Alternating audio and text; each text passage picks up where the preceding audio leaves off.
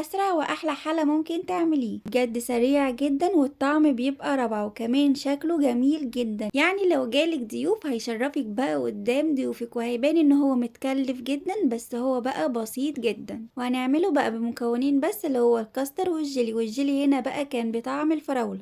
جبت بقى الحلة وحطيت فيها 5 معالق صغيرين من بودر الكاستر، وحطيت كمان 4 معالق صغيرين من السكر. ممكن تقللي السكر زي ما انت حابة او حتى تزودي. وضفت عليهم بقى كوبايتين من الحليب، يعني كل كوباية عليها معلقتين ونص صغيرين من بودر الكاستر وكمان معلقتين صغيرين من السكر. انا هنا كنت عايزة اعمل كوبايتين حليب بس، فالباكت هنا مكتوب على الكوباية معلقتين ونص صغيرين. شوفي برضو النوع اللي هتستخدميه على الكوباية مكتوب عليها نحط قد ايه من بودر الكاستر، علشان اكيد مش كل الانواع هتبقى زي بعض.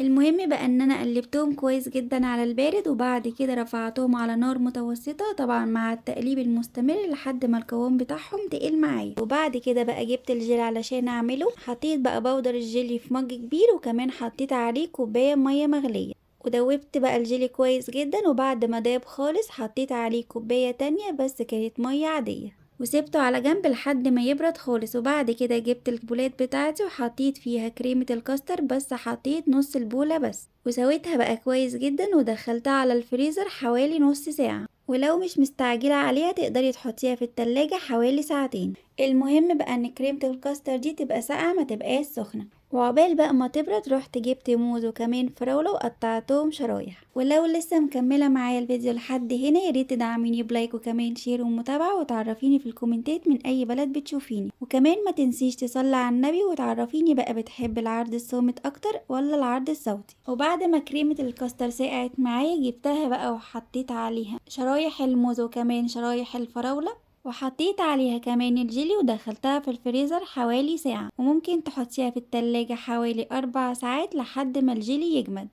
اولادك بجد هيفرحوا بيها جدا. يلا بقى فرحي بيها اولادك واعمليها، وهتديهم طاقة كمان في وقت المذاكرة. بجد جميلة جدا، وكمان لو جايلك ضيوف هتشرفك قدام ضيوفك. وما تكسليش وما تقوليش ان انا مش هعمل علشان هي بتاخد وقت، لا بالعكس خالص، تحضيرها ما بياخدش دقايق. ولو على وقت التجميد تقدري تحطيها في الفريزر عادي جدا. عايزة اقولك بقى بجد ان هي شكلها تحفة فنية، مع انها معمولة بمكونات بسيطة جدا، وكل اللي هياكل منها هتعجبه جدا وهيقولولك بقى انت عملتيها ازاي. وكمان خفيفة جدا وتقدري تتحكمي في السكر بتاعها، ومهما تاكلي منها مش هتشبعي.